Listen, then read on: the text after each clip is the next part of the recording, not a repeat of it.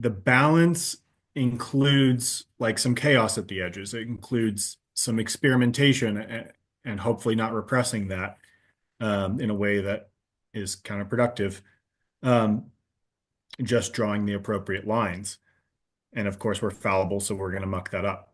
But the balance and success of life in the long run outweighs the strife between groups that this necessitates in the present. So that's, I think, an important insight of part of the point of tolerance of being resilient and in the face of injustice, confrontation of things that you wish weren't done that way, or outright injustices that aren't going to get justice. The virtue in allowing for some of those, even if we deal with them later, and in trying to hold a line, the virtue of accepting those and accepting the danger of their presence and their possibility is for the long-term success um, of having what we need moving forward, not just isolating, closing down, and having one way of doing things that works for a while, but then breaks down under multiple challenges. You need this sort of diversified um, approach to things so that if something comes along and wipes out part of the society or does a bunch of damage here, you've got other things going, other fires burning. You don't have all your eggs in one basket. And so this idea of not having your eggs in one basket, of having this diversification itself entails conflict between groups. That's what that looks like in the short term. But we're supposed to tolerate that for the purpose of long-term uh, survival and flourishing.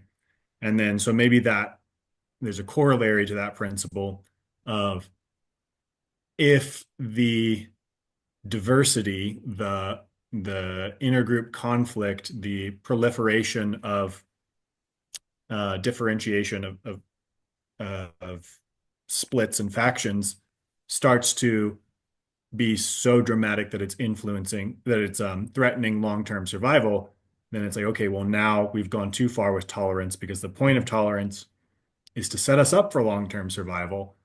But if we tolerate to the point where we're going to destroy ourselves, then that defeats the purpose.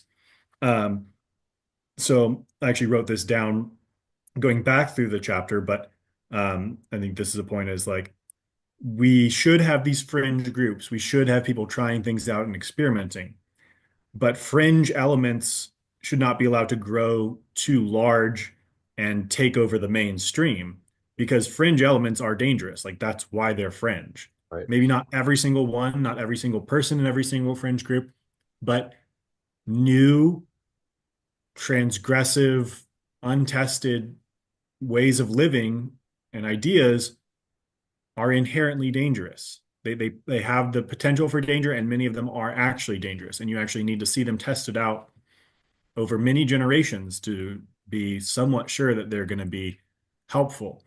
So if you have these sort of fringe ideas coming in and taking over the middle and saying, this is the new thing that we're going to do, and we're all going to do it because this needs to be the new normativity. Well, no, the normal is supposed to be the thing that has mostly worked for hundreds of years or thousands of years. It's supposed to be the thing that is tested. And yes, it's not perfect. And yes, we mess it up and it doesn't work for everybody, but at least things keep moving. Um, not the middle can't be the newest thing that's gonna fix all the problems and get everybody in line once they all are forced in line and see how great it is, you know. So